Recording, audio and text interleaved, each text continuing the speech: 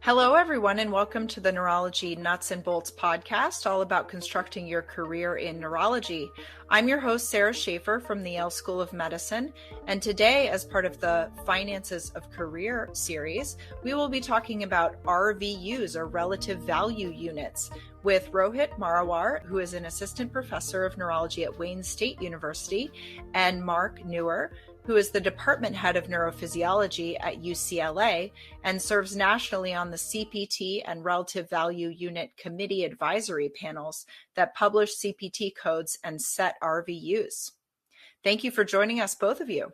You're welcome. Yeah, fantastic to be here. Thank you. Well, let's start for the uninitiated with a very basic question. What is an RVU? And, looking into this in anticipation of this podcast, I learned that there are actually different types of RVUs. Mark, can you get us started? Yes. Let's take even one step backward. The overall system for RVUs is called the Relative Value System. It started back in the 80s when people noticed that there was different charges that were filed by different physicians. The charge in one city might be 10 times as much as the charge in a neighboring city for exactly the same procedure. So a decision was made, we need to set the value of procedures. Well, how would we do that? Well, we come up with an assessment that's run by the American Medical Association together with Medicare that looks at the cost or effort or time by a physician, looks at the practice expenses, looks at the malpractice expenses, and together those three can be a total. And the values that are calculated are referred to as relative value units. That's the basis of this resource-based relative value scale that helps to straighten out gross differences in charges from physician to physician, as in the old days. The physician work RVU is the one that most physicians are mostly familiar with, because physician work RVUs also are used by many organizations to reimburse physicians. They want to know about productivity. So if you're at a university that uses RVUs to set productivity, you're part of the research-based relative value scale. And the other types of RVUs that you mentioned, the practice expense RVUs and malpractice RVUs, what are those? Are those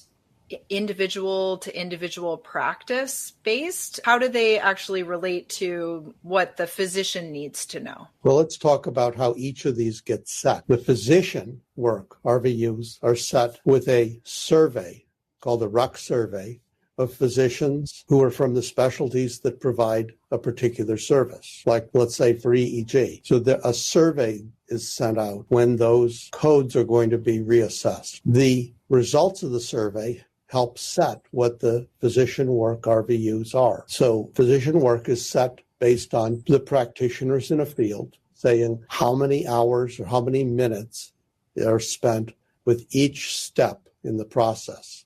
Before the patient is tested, during the patient testing, after the patient is testing, to write the report, etc.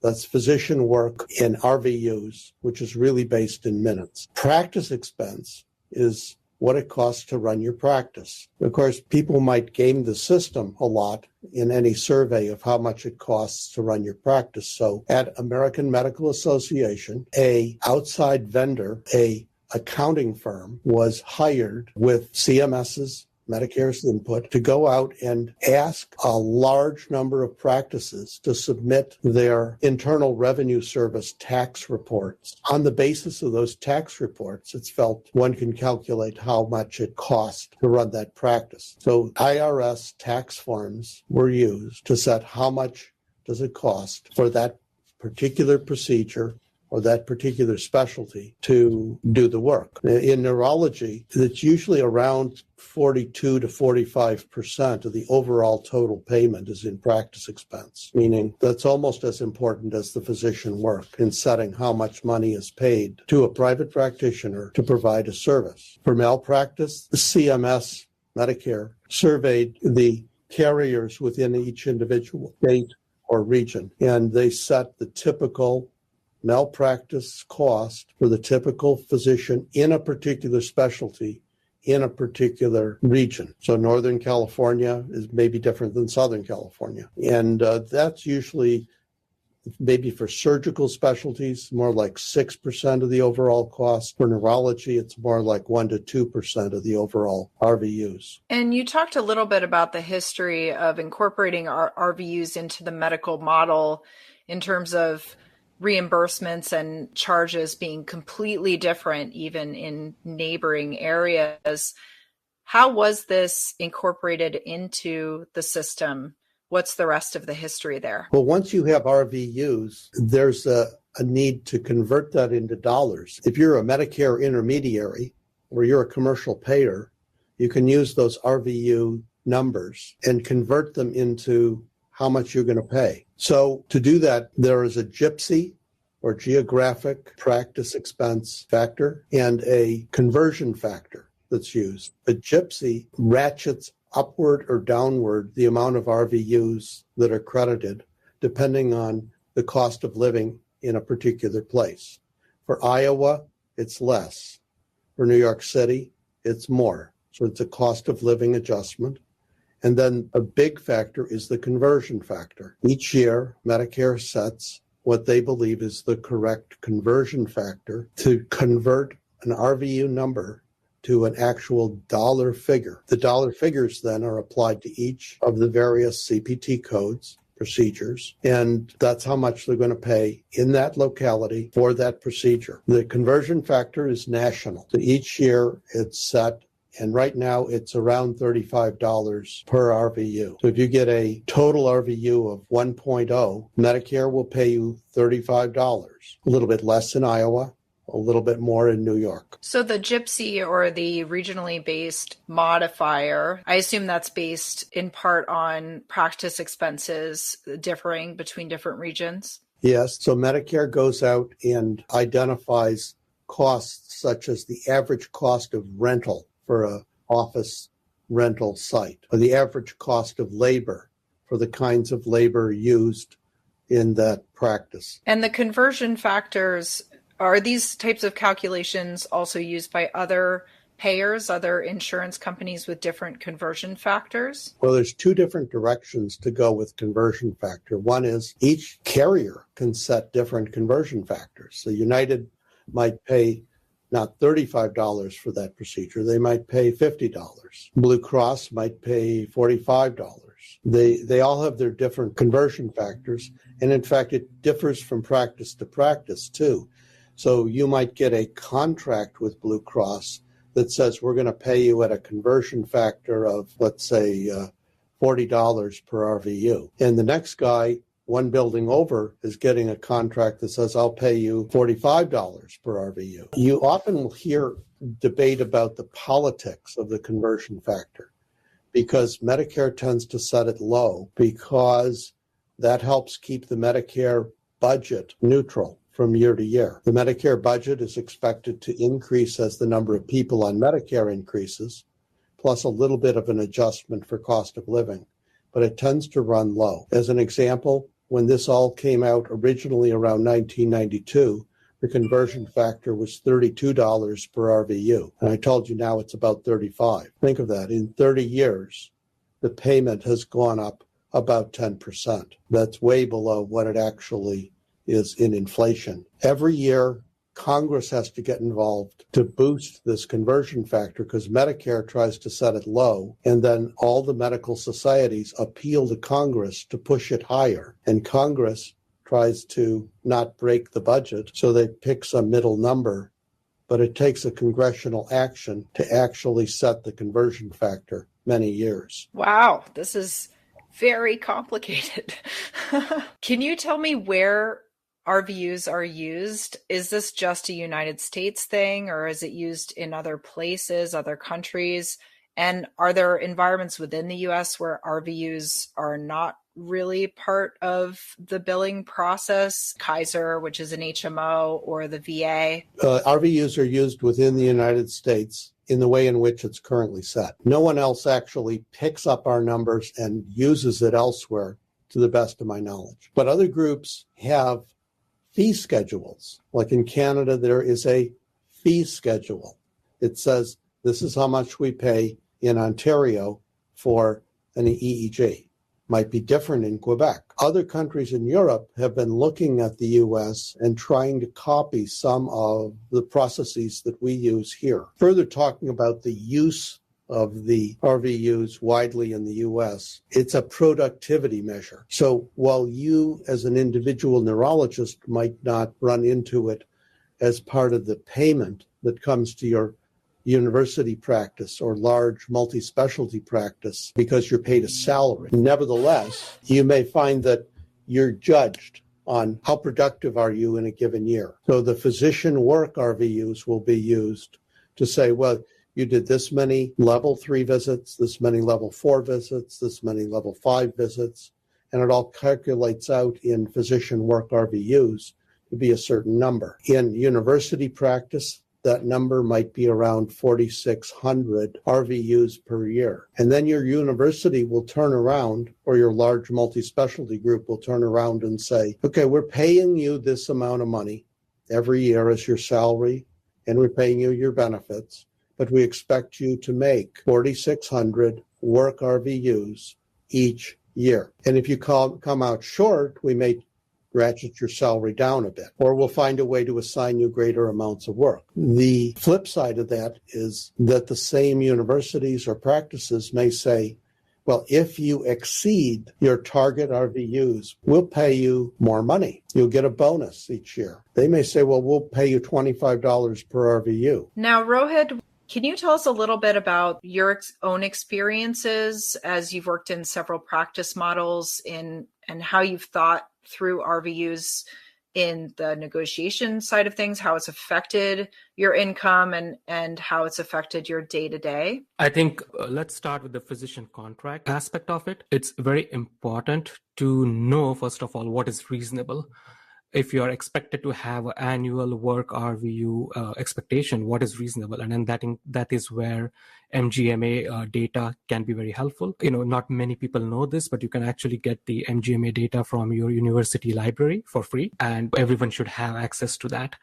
The other thing that you should know is, and to confirm, is that the dollar value attached to each work RVU is reasonable and consistent with what you should be paid for that particular location and for your particular specialty. And I would say that it should at least be 50th percentile as per MGMA standards. I think if it's below 50th percentile, think twice before you sign on the dotted line. The third point I would like to make is that your base salary and productivity should be guaranteed at least for the first year and maybe more in certain cases. I think that provides you a little bit of buffer as you try and establish your practice. Specifically for IMGs and J1 visa waiver jobs, the contract should guarantee the base salary guaranteed for 3 years, because that's the duration of the contract for any J1 visa waiver job. The fourth point I want to bring up is the bonuses. As Dr. Newer mentioned, that if you go above your assigned work RVU annual productivity, then the dollar per RVU, dollar per bonus RVU, what should that be?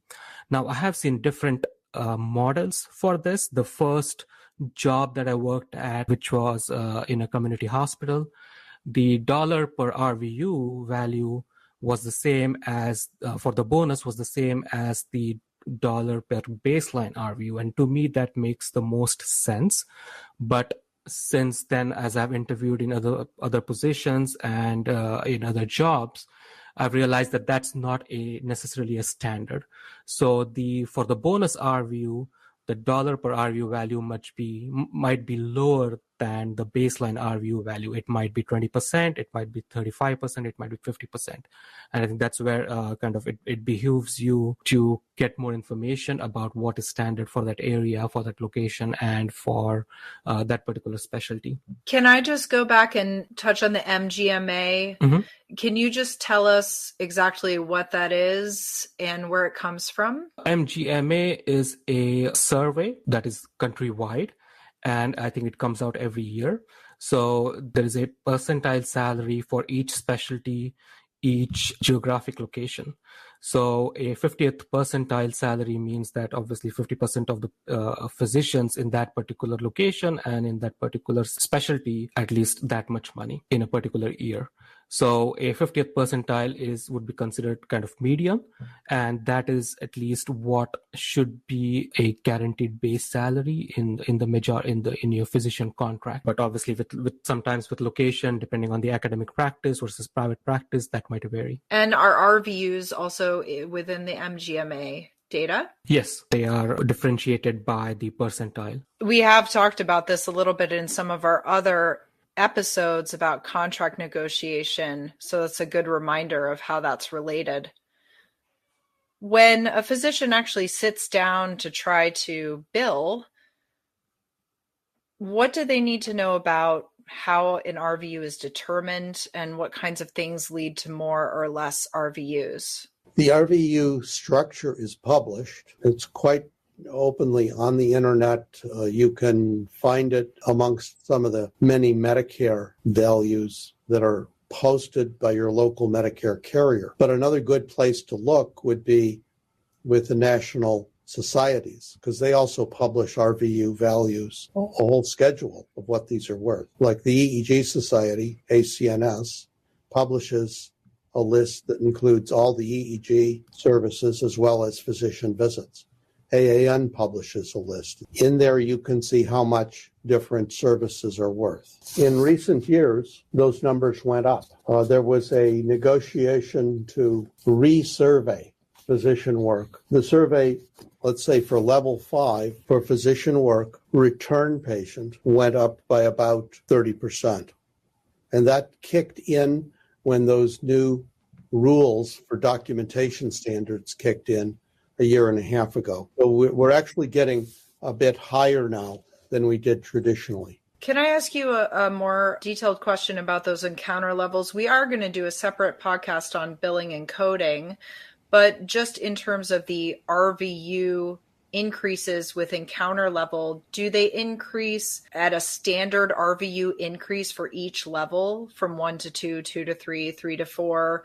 Or are there diminishing returns as you get to higher levels in terms of, is there a bigger jump between level 2 and 3 than there is between level 3 and 4? Well, they're actually set using those surveys that I talked about. So they're not set with a rationalization of doing any particular ratio. But I can tell you what some of the numbers are. For level 3, outpatient, established return visit, it's 1.3. For level 4, it's 1.9. And for level 5, it's 2.8. They don't really form a logical ratio. I see. That makes sense. If I might add, I think for established, there's a big jump going from level 4 to level 5, but not so much level 3 to level 4. And when you look at the new outpatient clinic visits, the ratio is similar. So level 3 is 1.6, level 4 is 2.6, and level 5 is 3.5. So the jumps are similar. So as Dr. Newer said, there is no rationale to this, and it will change every time there is a new RVU values that can come out. So we talked about the standard RVUs that are assigned to each level, but as anybody who's done billing knows, there are various modifiers. For example, I do Botox injections and I bill for chemodenervation of the neck muscles, and then I can put a modifier if I did bilateral injections.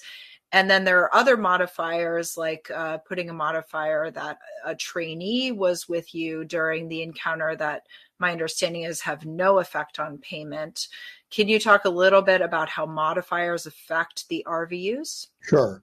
There's several kinds of modifiers. In fact, there's a list of about 100 different modifiers, most of which never are encountered by neurologists. So let's just talk about the common ones that our practices see. To me, one of the first ones you run into is the GC modifier. I had a trainee participating in this survey.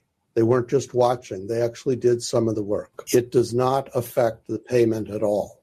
It just lets the Medicare people, or whoever's looking at it at the far end, it lets them know a trainee was involved. Another common one you mentioned is for some of our procedures, there is a code for bilateral. In that case, it does increase probably by about 50% the amount of money that you're going to get. The idea of using a modifier is that you shouldn't be paid twice as much for doing it bilaterally because it's not twice the work to do it bilaterally. You don't have to do an informed consent of the patient twice. You don't have to do your cleanup twice.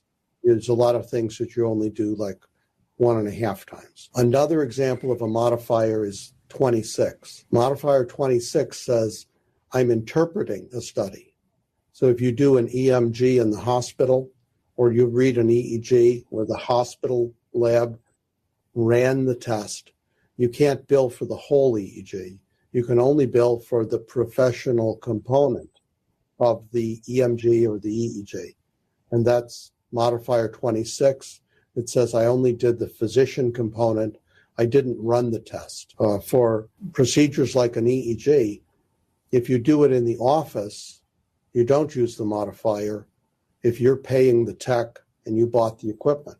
Then you get the entire reimbursement for the EEG. The technical component, which is the non-professional part, for an EEG is 3/4 of the overall cost. There are many other modifiers. Where might somebody who's new to all of this find all these modifiers so that they know that they're maximizing their RVUs? They probably need to work with somebody who's already familiar with this in their practice.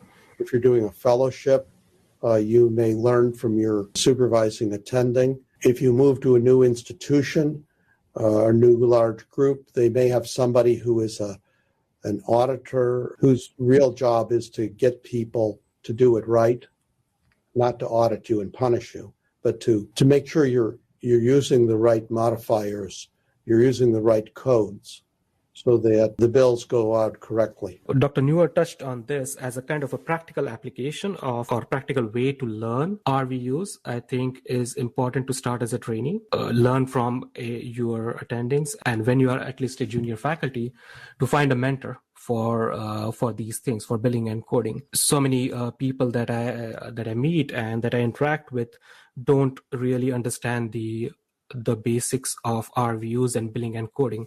And this is such a high yield topic. Few hours that you spend studying and understanding this can have a big impact on your career. Absolutely. That's why we're doing these podcasts, to get everybody up to speed. I remember as a trainee hearing the words RVU or the term RVU and thinking, what on earth is that? And even now I get a report every single month about the RVUs that I've earned. And I hardly look at it because I don't have a very good concept of how it impacts my own salary and day to day. I figure they'll tell me if I go below the target. Yeah, and I think I should say that my first encounter with billing and coding and RVUs came from Dr. Newer when I was a fellow with him. So this is a nice full circle moment. Mark, do you have any other things that you think our listeners need to know about this introduction to RVUs and how RVUs might relate to their practice of medicine in their daily lives? One important consideration is, are you in an academic practice or are you in a community practice? Because the targets are generally different. Academic practices assume that there's a lot of non-billable time and other things that a physician is doing. So the targets for a academic practice are lower. For an academic practice, it might be around 4,500 RVUs per year. as your 75th percentile of MGMA, Medical Group Management Association. If you're in a community practice, it's about 6,400 RVUs per year, which is substantially higher. And that differentiation is spelled out in the MGMA data? Yeah, there's two MGMA surveys, one of academic practices and another of community practices. Rohit, any parting words? And specifically, I want to ask you, you talked about how you've learned about RVUs and self-taught about billing and coding. What kinds of resources would you recommend to our listeners that might be a little green in this area? I think AAN has some great resources, so that would be my first suggestion. The billing and coding or the auditing person in your department or in your university is a great educational resource. Have them come give your department a lecture. Have a assigned person in your department a physician in your department who can lead the billing and coding thing, and have them teach the residents and fellows. In my department, that's me, but I think I've learned a lot as I've taught other people. Yeah, as I said, this is an important thing to just spend some time on and educate yourself. Great. Thank you both for taking your time today to talk to us about this important topic. I think we kept it interesting, even though it can be a little dry talking about relative value units and billing and coding, but these are, again, very important topics for anybody starting out in the medical world in the United States to understand. So thank you. You're welcome. Thank you.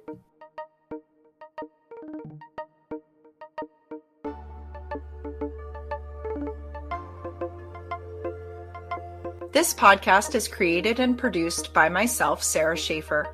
It is not recorded as an official podcast of any institution or organization. This podcast is unfunded. Opinions are those of the individual participants. Music by Audrey Nath. Artwork by Shivani Ghoshal.